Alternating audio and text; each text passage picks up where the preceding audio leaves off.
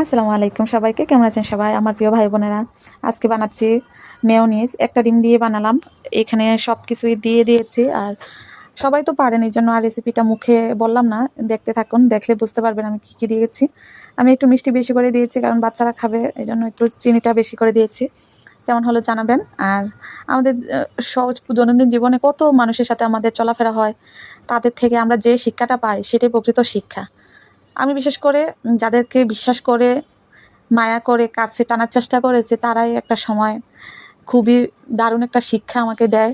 প্রত্যেকবারই দেয়, প্রত্যেকবারই আমি একটা করে শিক্ষা পাই। তারপরেও আমি মানুষকে বিশ্বাস করতে থাকি। এটা আমার, আমি মনে করি এটা আমার কোনো দোষ না। আমি মানুষকে বিশ্বাস করি, এটা আমার গুণের মধ্যে একটা। আর যারা আমার মতো ঠকে যান বা বিশ্বাস করে করে ঠকে যান, তাদেরকে একটা সময় আল্লাহ তাআলা জিতে দিবে, এটাই আমি বিশ্বাস করি। যারা আমাদেরকে ঠকাইয়া বা সরলতার সুযোগ নিয়ে আমাদের সাথে চলেছে, তাদেরকে অসংখ্য মনে অসংখ্য কুটুলতা ধন্যবাদ এই শিক্ষাটা দেওয়ার জন্য।